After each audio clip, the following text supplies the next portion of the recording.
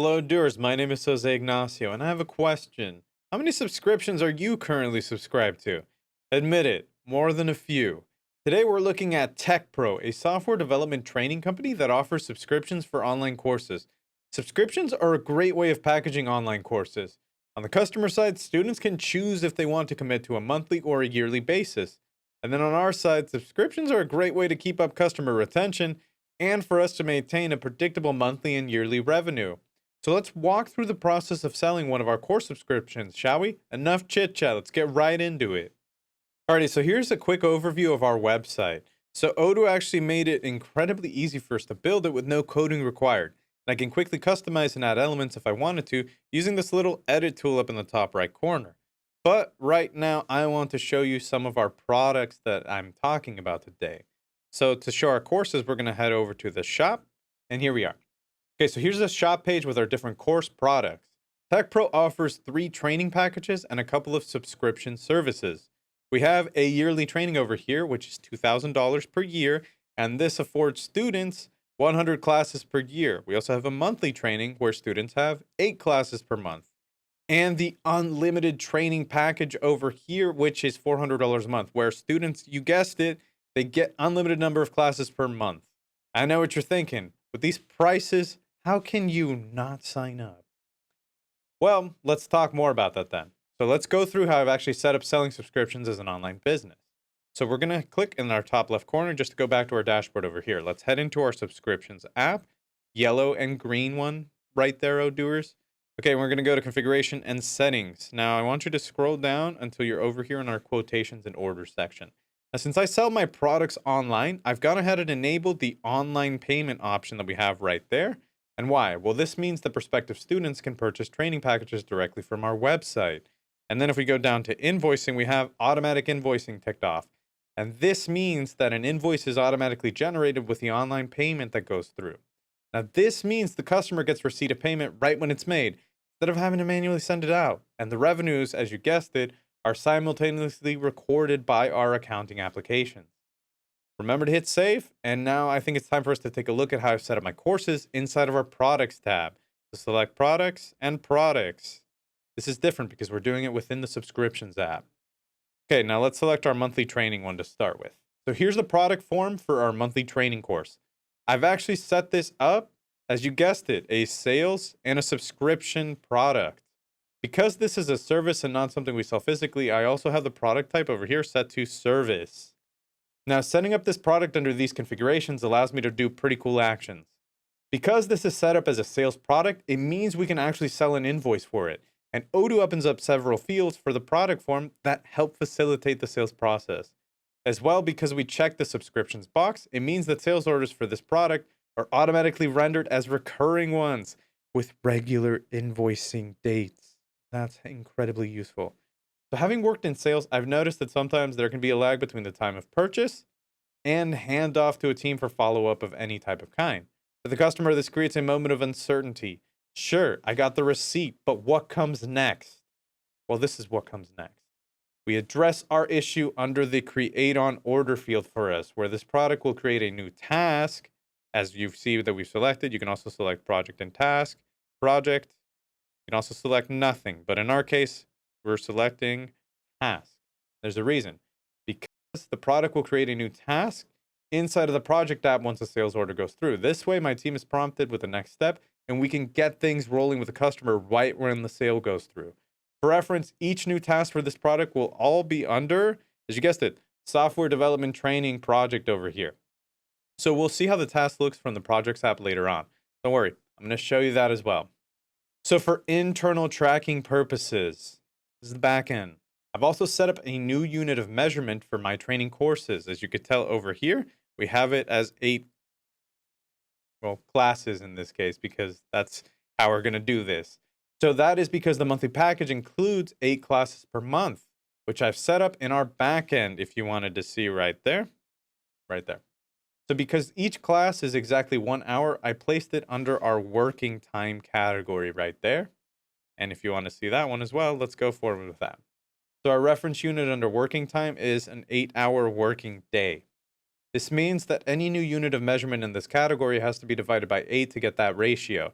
so that Odoo can track it correctly. For example, I created another custom unit of measurement for our yearly training product, which includes 100 classes or 100 working hours. So to get the ratio, I just had to divide 100 by 8, which is, as you guessed it, 12.5. So to quickly recap, Odoo gives us a bunch of standard units of measurement so that we can track our products and services with the correct quantifiable values. What we did here is we took one of those standard measurements that best represented a quantifiable value and tweaked it to slightly fit our service products. Wow! Odoo lets you fix it so that you could use it for anything. But by doing it for our business, we can now allocate and track time correctly when our course instructors are assigned and log their course hours with the students using both the projects and the Timesheets application. But, and it is making me winded, enough math, doers. Get back to our monthly training product page. We're going to use the breadcrumbs up ahead. And there we have them. Today it's bagels. They count as bread. All right, let's go into our sales tab over here because it's time to talk about our upsell and cross-sell section. So I have a few options to make sure my customer knows about all the awesome additional products and services they can get when checking out. Let's add, in our case, consulting services under our optional products field. That tells my website to suggest this product when the customer clicks on the add to cart button. We can also add additional products for our customer to see before they check out. So check right here, accessory products right there. Let's select email newsletter right there. In case our new student wants to keep up with all the happenings at Tecpro and the Stealthy Wood mega corporation. That's right, we're bigger now. And under alternative products, I think it's time for us to add some there. We can remind our students about the other great training program options. So I think we should list our unlimited training, gotta upsell, and in our case, also the yearly training, gotta really push them. So adding these upsell and cross-sell options helps our customers discover products they may not have otherwise come across if they weren't necessarily browsing.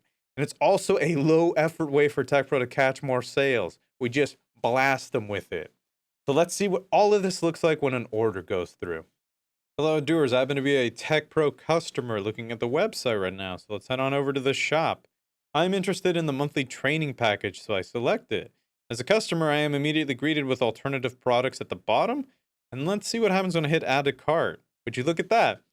We happen to have our configuration screen right here, which is our upsell product under available options. But for now, though, I'm going to stick to our training package and select proceed to checkout, where, as you can also guess, we can see our email newsletter as a suggested accessory. Let's add this to cart as well.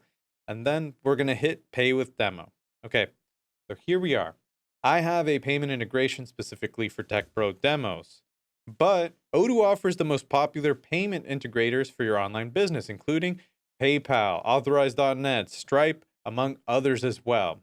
So this is what it looks like. And my customer just paid for the monthly training package on our website, but how does that look like inside of Odoo?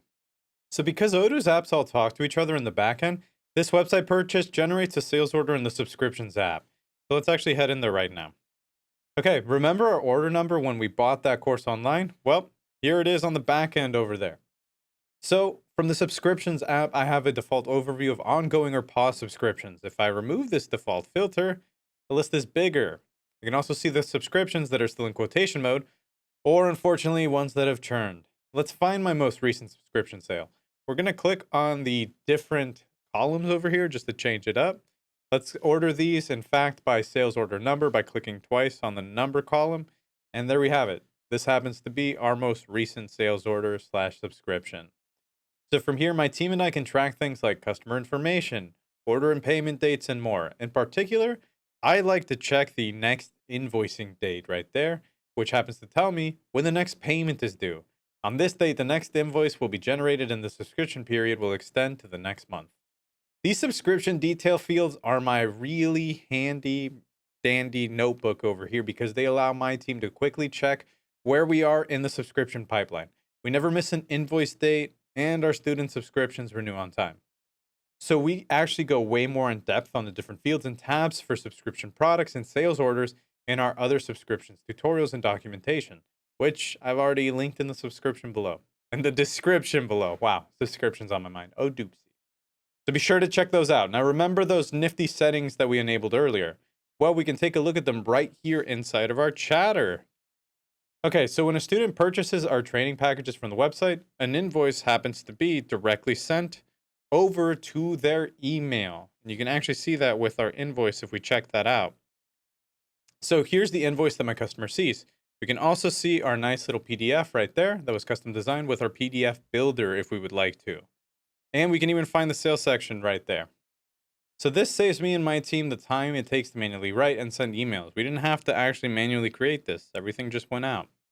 That is not all, my friends, because I configured this product to be associated with a project, and I also configured it to create a task upon purchasing. Project and tasks smart buttons over there appear. And with those, I can head to the project task or the actual project associated with the subscription. So let's click on the task right now. Okay, so here we are. Here's the task page for this new subscription. If we check the chatter, which we have over here, we can see the automated activity I created that tells me to assign an instructor. I'm going to go ahead and do that under our assignees field. So how do we do that? We go over here to assignees, and who do we want to put for here? I have a great software development instructor who I'll assign the subscription to, and her name is Sharon Teal. Manually save. Now I'm going to mark this as done because, as you can guess, I have now assigned Sharon. So assigned Sharon. We'll put big smileys because we're a really nice company, and then we're going to select done. Boom, disappears. And would you look at this? Once that we do that, and we hit refresh right there, we're all set. Now to close out my task, I'm also going to change the status to in progress. His onboarding has been... Whoa, I just cut myself off. Did you see that? A new activity popped up. This is because I set up another automation for the in progress task page to set up an introduction and scheduling call with our student. I know how important it is for customers to talk to actual people, so I set up this task to provide that personal touch.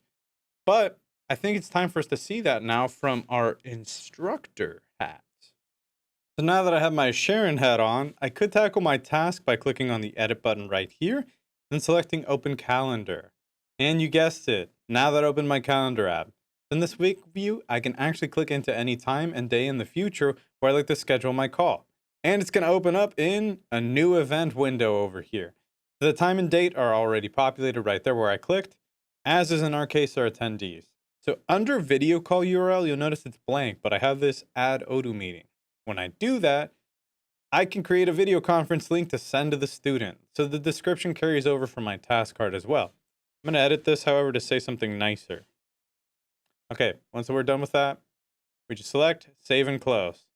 And boom, let's head back through our breadcrumbs right now.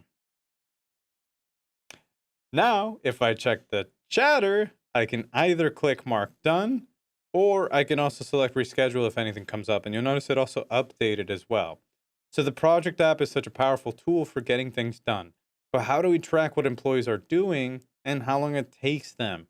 Well, Odooers, we do that with Timesheets and the Timesheets app for tracking time and logging hours. But I don't want to have to switch back and forth between my task and my timesheet. Luckily for me, as I mentioned before, Odoo's apps all talk to each other. So from this task page, I, Sharon, can also log my instruction time. I just click into our Timesheets tab right there. Then I select add a line. For the employee, I start typing in my name, Sharon Teal, right there. Perfect. Then I type in how much time I've spent for this session. Let's just say I've already finished one hour. So let's put that in there. There we go. I can also add an optional description, which I could type in right now. Finished first sesh, bro. Hashtag tired. All right, there we go. And as you can see, Odoo itself tracks how much time we've logged in this task versus the total time billed for the subscription in the allocated time field that we have right there. The best part is everything in the Timesheets tab integrates with Odoo's Timesheets app. Let's click back to the sales order through the Smart button. Okay, so we have another Smart button that shows us how many hours have been recorded for the subscription, as you can tell right now. Go up to the top, it tells us recorded 1 hour. And we can actually click it to jump over to the Timesheets page for the sales order. I save so much time and energy with these integrations. No more flipping back and forth between apps. Now, let's actually go to the software development training project page by clicking on our sales order breadcrumb over here. And then this time around, we're going to select projects. And then once that we're inside of here, we're going to select tasks. Okay, here we are. So once a course is finished, the assigned instructor moves their task into the finished stage. As you can see, I've actually folded this Kanban view for it to signal our team that these courses are complete. I can also unfold it if I wanted to, and then refold it if I need to. But that's how you see the tasks inside of those.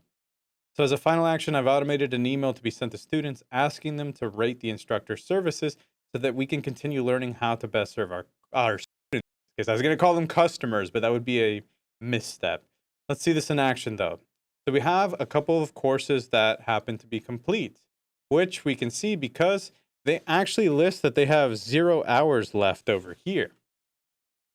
So to clear out the completed tasks from our team's Kanban board right there, let's click on the task card and then we're going to drag it over. All right, so let's select this one over, finished. Okay, now it's finished. And then we actually want to click into the task card right there. And as you can tell, Odoo automatically sent a completion email to our student, complete with a rating survey right there. Running a subscription business makes this super important for me. And as I want to capture any and all feedback to make sure that we're offering the best services to our students, it's one of the most recommended things. The smiley faces tell you many things. So because the final rating survey is automated with our completion email, my team and I also have one less step to worry about. Our customers have a final touch where they can reflect on all the great experiences they had with our courses. And there you have it, Odooers. Today we walked through how Tecpro sells subscription products as an online business and learned how Odoo's different apps talk to each other. And I put an emphasis in that. And we've automated a lot of tasks to make my life easier. That was like, what, 3 different hats? I'm going to get Sharon a Teacher of the Year trophy, but I'll catch you next time, Odooers. Go grab a snack. I have to be healthier, so it's a banana.